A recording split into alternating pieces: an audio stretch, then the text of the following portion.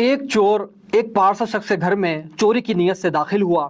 اور کچھ اس کے گھر پہ نہ ملنے کے بعد وہ اس نتیجے پر پہنچا کہ مجھے اب خالی ہاتھ ہی اس کے گھر سے لوٹ کے جانا ہوگا۔ بہت رنجیدہ ہوا، بہت اداس ہوا، بہت افسردہ ہوا۔ جب اس نیک اور پارس اور متقی شخص نے اس شخص کو افسردہ ہوتے ہوئے دیکھا، غمگین ہوتے ہوئے دیکھا، ناراحت ہوتے ہوئے دیکھا، افسردگی کا شکار ہوتے ہوئے دیکھا، تو جن چادروں پر وہ سو رہا تھا اس نے اس چور کی جانب بڑھا دی کہ تم میرے گھر سے کیوں کر ممکن ہے کہ خالی ہاتھ جاؤ، کہ چادریں لے کے ہی چلے جاؤ۔ کہا جاتا ہے کہ وہ لوگ جو اللہ کے لیے جیتے ہیں، وہ لوگ جو اللہ والے ہوتے ہیں، وہ لوگ جن کی زندگی کا مقصد حیات وہی ہوتا ہے جس کو پروردگار عالم نے ان کے لیے طے اور مشخص کر کے بھیجا ہے، وہ اپنے دشمنوں کا بھی دل نہیں دکھاتے۔ مگر اے انسان،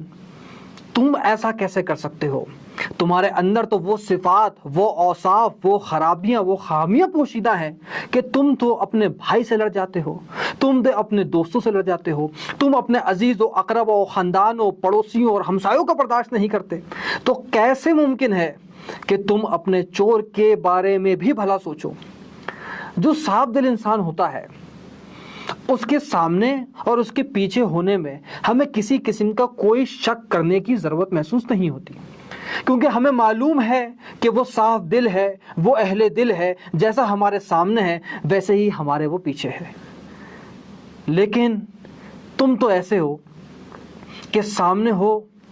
تو معصوم بکری کی طرح، مسکین بکری کی طرح، اور جب ہمارے پیچھے ہو، ہمارے پس پشت ہو، اور جب ایک لمحے کے لیے ہم تمہاری محفل سے اپنے قدم اٹھائیں اور آگے کی جانب بڑھیں تو تم پھاڑ کھانے والے بھیڑیے بن جاتے ہو۔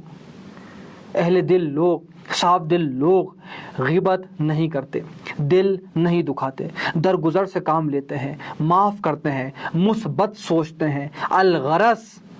لوگوں کی کمزوریوں پر، عیبوں پر، نقص پر، خرابیوں پر اور ان کی کوتاہیوں پر پردہ ڈالتے ہیں اور ان کو فراموش کر دیتے ہیں، اور ان کے ساتھ اپنے روابط کو، اپنے تعلقات کو مزید بہتر سے بہتر اور مضبوط بناتے ہیں۔